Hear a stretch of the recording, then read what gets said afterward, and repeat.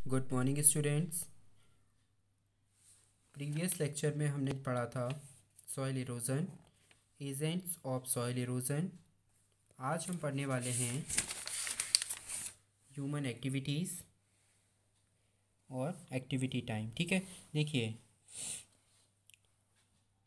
Where you said to put soil in the tray, take 2 trays level A and level B. अब बेटा हम क्या देखने वाले हैं इस एक्टिविटी के थ्रू कि हम सॉइल इरोजन कैसे समझेंगे। ठीक है, प्लांट्स का जो रोल होता है, ट्रीज़ का, वो सॉइल इरोजन में क्या होता है, कैसे सॉइल को होल्ड करके रखता है। ठीक है, तो देखिए, take 2 trays level A and B. आप 2 ट्रेस लीजिए, एक का नेम रखिए ए, एक में आप लेवल लगा दीजिए ए का, एक में लगा दीजिए बी का।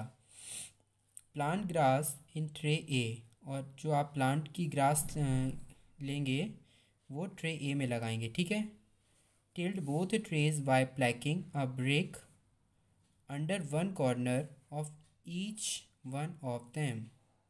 अब देखिए, फिगर में आपको दिखाई दे रहा है 2 ट्रे हैं हमारे पास, और दोनों ट्रे के एक साइड में हम क्या करेंगे, ब्रेक रख देंगे। ठीक है, आप ब्रेक को दोनों ट्रे के एक साइड में रख दीजिए, एक कॉर्नर पर।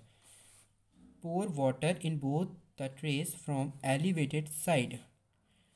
आप एक साइड में क्या करेंगे, वाटर को डालेंगे। ठीक है, ट्रे में वाटर को फॉल कराइए। जब आप ट्रे में वाटर को फॉल कराएंगे दोनों साइड में, तो you will be notice that more soil flow along with water in tray B. तो आप ऑब्जर्व कर पाएंगे इस चीज़ को बेटा कि जो हमारी ट्रे वी है उसमें आपकी जो सॉइल है वो वाटर के साथ फ्लो कर रही है, वाटर के फेवर में फ्लो कर रही है। ठीक है, लेकिन आप ट्रे वी में बेटा, ट्रे ए में देखेंगे जो आपकी सॉइल है वो एज़ कम्पेयर टू बी के जो है वो वाटर के साथ लेस फ्लो कर रही है as compared to B. This is because there is no root to hold the soil in tray we.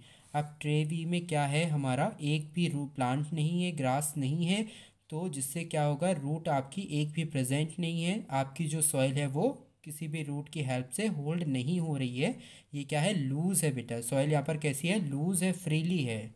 ठीक है, इसलिए वाटर के साथ वो ईजिली मूव कर रही है। लेकिन ट्रे ए में आपकी क्या है, यहाँ पर ग्रास है, तो इसकी जो रूट्स हैं वो क्या कर रखा है, सॉइल को उसने रूट्स ने होल्ड कर लिया है, होल्ड कर लिया है। दैट मीन्स उसने अपने साथ उसको मिट्टी को यानी कि सॉइल को रूट्स ने जकड़ रखा है, जिससे क्या हो रहा है बेटा, आप देख पा रहे हैं यहाँ पर जो सॉइल है वो आपकी फ्लो नहीं कर रही है वाटर के साथ as compared to B. B में ईजिली आपकी बेटा फ्लो कर रही है क्योंकि एक भी रूट प्रेजेंट नहीं है। तो देखिए, सबसे पहले है आपका ह्यूमन एक्टिविटीज़। इसीलिए बेटा बोला जाता है कि मोर एंड मोर ट्रीज़ हम लगाएंगे, जिससे क्या होगा, हमारा सॉइल इरोजन कॉज होने के चांसेस बहुत ज़्यादा कम होंगे। अब देखिए ह्यूमन एक्टिविटीज़ कि ह्यूमन एक्टिविटीज़ का क्या रोल होता है सॉइल इरोजन कॉज करने में। ठीक है, over population, industrialisation, urbanisation have resulted in many human activities which led to soil erosion. Some of cause are as follows. तो देखिए बेटा, यहाँ पर सबसे पहले है आपका ओवर पॉपुलेशन, देन आपका इंडस्ट्रियलाइजेशन आता है, अर्बनाइजेशन। अब बेटा अर्बनाइजेशन का यहाँ पर मतलब है जो आपके मोर एंड मोर पीपल्स हैं वो लीव करते हैं विलेज टू सिटी साइड। ठीक है, ज़्यादा से ज़्यादा पीपल क्या करते हैं, सिटी की साइड को मूव करते हैं, इसलिए ये आपके कॉज होता है। अब कैसे कॉज होता है, तो देखिए, इंडस्ट्रियलाइजेशन के लिए हमें क्या करना होगा, हमारी जो इंडस्ट्रीज़ होती हैं वो सिटी के आउट में होती हैं, सिटी के अंदर तो नहीं होंगी, in the city, out the city होंगे। ठीक है, तो आउट द सिटी में हमारे जो मोर एंड मोर ट्रीज़ होते हैं बेटा, इनको कट करना पड़ता है, इसलिए क्योंकि फील्ड चाहिए होता है। ठीक है, तो प्लांट्स और ट्रीज़ को कट करना पड़ता है किसी भी इंडस्ट्री को सेट करने के लिए। ठीक है, तो आपके जो प्लांट्स कट हो जाएंगे तो इससे क्या होगा, आपकी जो सॉइल होगी वहाँ की वो कैसी हो जाएगी, लूज़ हो जाएगी। ठीक है, अब देखिए यहाँ पे डिफॉरेस्टेशन। डिफॉरेस्टेशन क्या है, deforestation is the process of falling of trees in large numbers. Trees are cutting down for obtaining woods.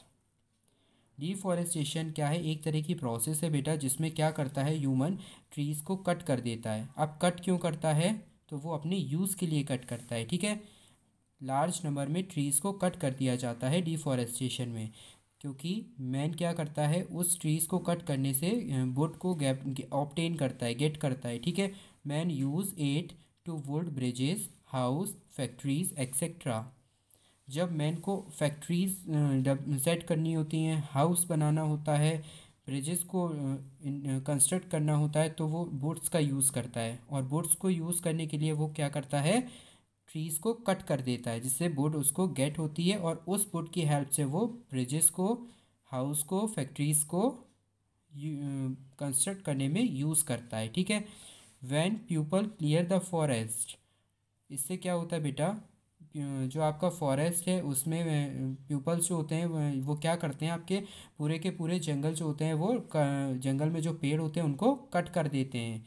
ठीक है। इन सभी वर्क को कम करने के लिए, cut which lead to soil erosion, जिससे क्या होता है बेटा, आपका सॉइल इरोजन कॉज होता है। ठीक है। अब देखिए कैसे कॉज होता है।